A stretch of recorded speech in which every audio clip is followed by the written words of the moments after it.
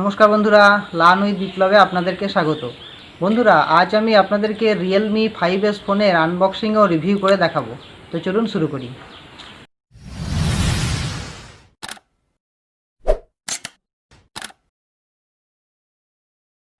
বন্ধুরা, এই দেখুন রিয়েলমি ফোনের খাপ। এখান থেকে সমস্ত কিছু আমি আপনাদেরকে ভালোভাবে এবার দেখাবো। এই দেখুন রিয়েলমি ফোন, এটা মেড ইন ইন্ডিয়া লেখা আছে, কিন্তু ইন্ডিয়ার ফোন নয়, এটা চায়নার ফোন। অ্যাসেম্বল হয়েছে ইন্ডিয়াতে। দেখুন জুন 2020-তেই অ্যাসেম্বল হয়েছে, মানে একদম নতুন। এবার দেখুন আমি খাপটা খুলে দেখাচ্ছি। এক হাতে মোবাইল আছে, তার জন্য আমার ভাই আমাকে সাহায্য করেছে, এটা তার জন্য অনেক ধন্যবাদ। দেখুন আপনাদেরকে আমি খুলে সমস্ত কিছু দেখাচ্ছি। এখানে দেখুন টিপিইউ কেসটার কোয়ালিটি মোটামুটি, খুব একটা ভালো বা খুব একটা খারাপ নয়, চলে যাবে। Medium quality TPU cover.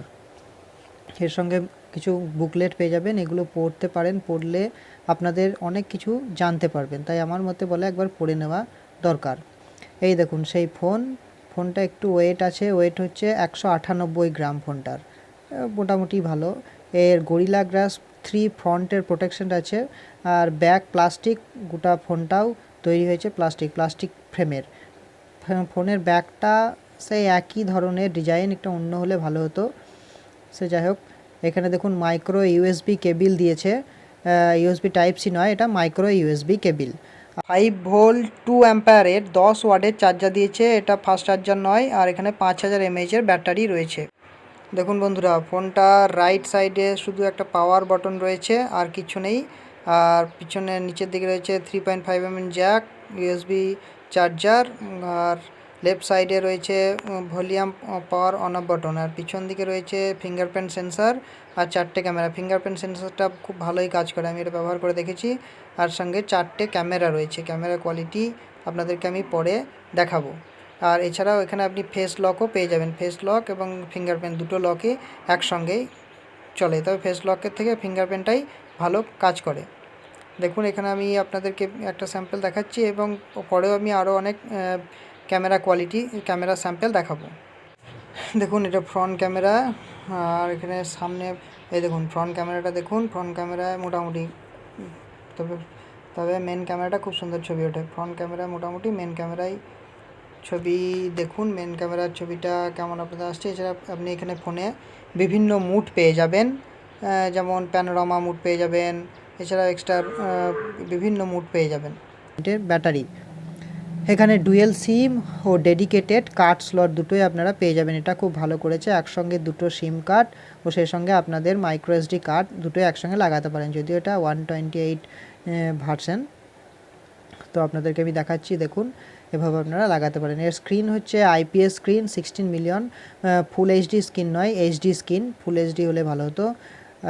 6.5 ইঞ্চির 82.7% স্ক্রিন টু বডি রেশিও, সেগুলো ঠিকঠাক আছে। স্ন্যাপড্রাগনের প্রসেসর দিয়েছে 665-এর 11 ন্যানোমিটারের প্রসেসর। এখানে আপনি ক্যামেরা পাবেন 48 এমপি মেন ক্যামেরা, 1.8 অ্যাপারচারের, আর 8 MP ultra wide camera, 2.2 aperture, 2 MP macro lens, 2 MP depth sensor, 2.4 এগুলোর অ্যাপারচার। ইএসআই টেকনোলজি পাবেন। 13 MP selfie camera, 2.2 aperture, 1080p video recording করতে পারবেন। আর মেন ক্যামেরাতে 4K ভিডিও রেকর্ডিং করতে পারবেন 30 এফপিএসে। অক্টাকোর সিপিইউ রয়েছে, জিপিইউ রয়েছে অ্যাড্রিনো 610 জিপিইউ রয়েছে। এর স্ক্রিন কোয়ালিটি হচ্ছে 720x1600 পিক্সেল, 20:9 রেশিওতে। ফুল এইচডি স্ক্রিন নয়, এইচডি স্ক্রিন।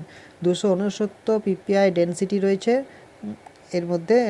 তারপর হচ্ছে আপনি 9.0 অপারেটিং সিস্টেম পেয়ে যাবেন, যদিও এটা অ্যান্ড্রয়েড 10-এ আপগ্রেড হয়ে যাবে। এর ব্যাটারিটা হচ্ছে 5000 এমএএইচের ব্যাটারিটা ভালো। এই সমস্ত কিছুই ফোনের মোটামুটি রয়েছে।